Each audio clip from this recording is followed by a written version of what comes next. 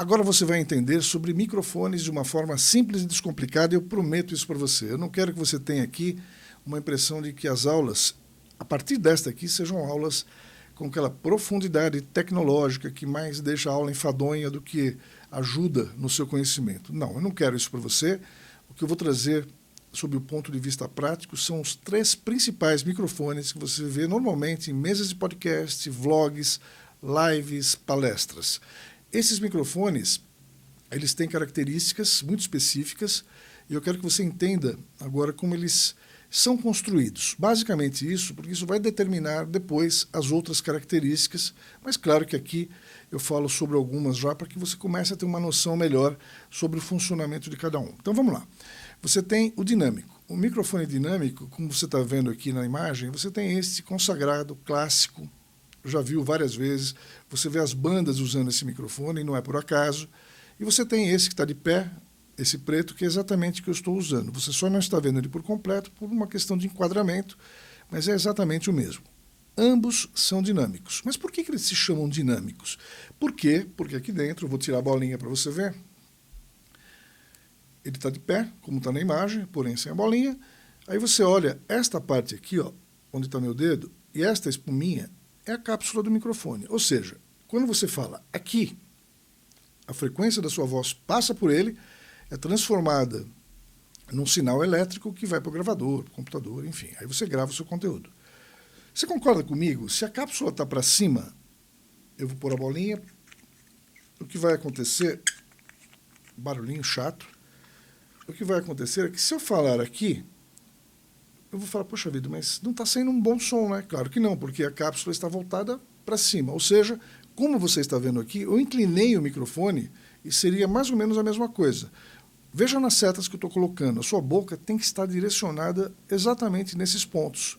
Então é importante que você tenha essa noção, porque muita gente usa errado esses microfones. Eu vou comentar sobre isso também. Quando você olha também para esses microfones, você fala assim, cara, eu estou vendo aqui que esse preto que você está usando, ele é bonito. Que legal, né? Aí entra a questão estética, o marketing do negócio.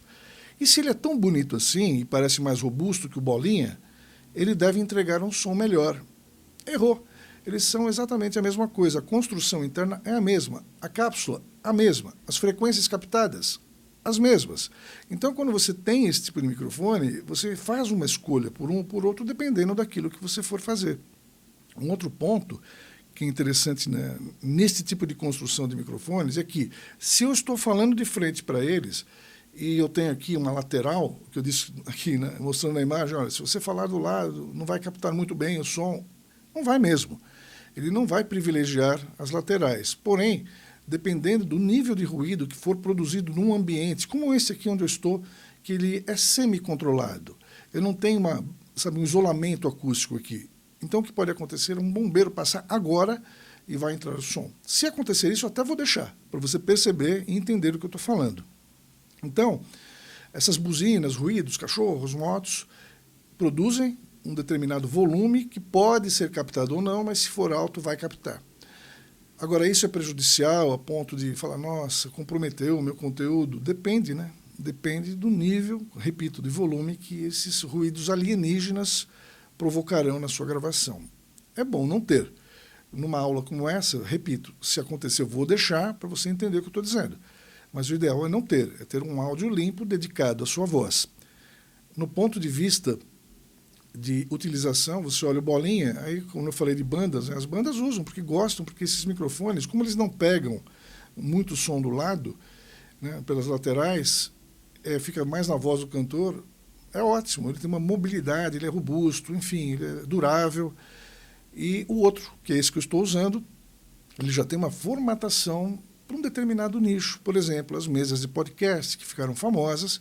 Então você vai ver este tipo de microfone e outros semelhantes, né, com esse formato mais tubular mesmo, e que servem a gravações assim, onde ele fica estabilizado. Até porque este aqui, se eu for me deslocar com ele pelo palco, ele vai cansar minha mão, porque ele é pesado, ele não é construído, né, de forma anatômica para eu segurar. Então, realmente, não vale a pena pensar nisso. Vale a pena você imaginar que você vai usar esse microfone num ambiente controlado ou não. Entendido isso, a gente passa para o outro, que é o condensador, que parece com esse aqui. Agora, o condensador, que é esse que está na imagem, é esse aqui. Ó.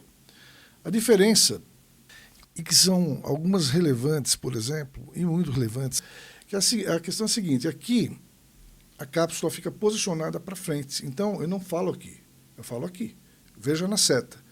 Outra, ele precisa de energia para funcionar. Eu vou te contar depois sobre isso.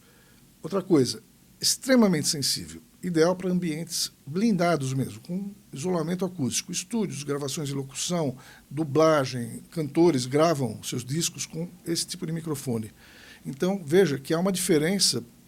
Se olhar para esse por de cima, você vai dizer, não, parecem a mesma coisa, mas não é.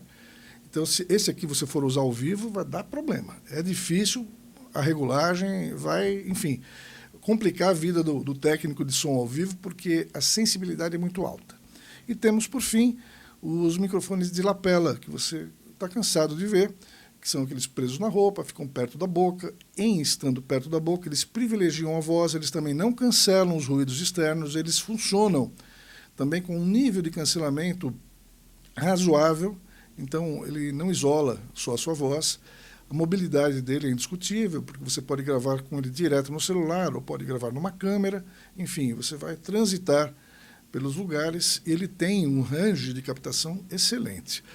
Então fixe esses conceitos, porque a partir das próximas aulas eu vou trazer algumas outras coisas para você que vai ainda melhorar o seu nível de informação para que um dia você faça a escolha correta do seu microfone. Estou te esperando na próxima aula.